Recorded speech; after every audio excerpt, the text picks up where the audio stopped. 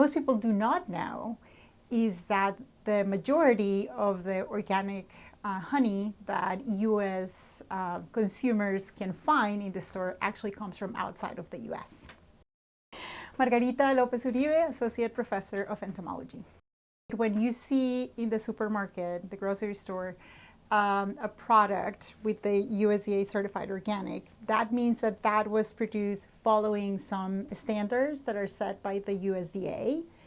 And that also means that because they were producing, following those standards, they have very, very low pesticide residues in, like that product. So that's what it means to have a USDA certified label.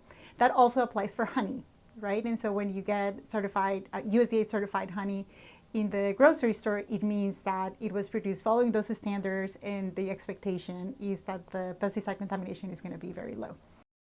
For a beekeeper to produce honey that could be certified organic by the USDA, the beekeeper would have to place the colonies in an area that doesn't have any pesticide application in like 32,000 acres. That's, a very, very large piece of land.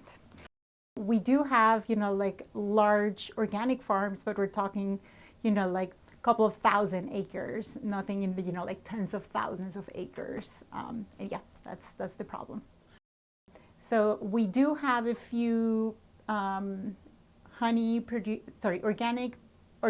beekeeping operations in the U.S., but they're all in Hawaii. But I think it's something like 97% of the organic honey in the stores comes from Brazil, India, and Australia. So it's not U.S. produced. So the reason for that regulation is that it is based on data that has demonstrated that bees can fly as far as 10 kilometers away from the colony. However, those are rare events, and most bees in a colony are, like flying close to home, right? Like if you can find food close to your colony, why would you travel 10 kilometers away from your colony? So, and this is what we try to study, right? We basically selected some farms that were, like significantly smaller, around, 300 acres in size of organic farms, and a lot of natural area around those farms. And we asked the question, would these be, like enough land to support the production of honey that is, that has very low pesticide residue? And what we found is, surprisingly, the answer is yes. I think one of the interesting aspects of findings of this study is that, like pesticides are everywhere. And we did find traces of pesticides in all the honeys that we investigated, including organic honeys. But what we found is that the honey that we produce in the Northeast, in these, smaller organic farms, actually had comparable pesticide residues to the important certified organic honey that, like consumers are paying a lot more for.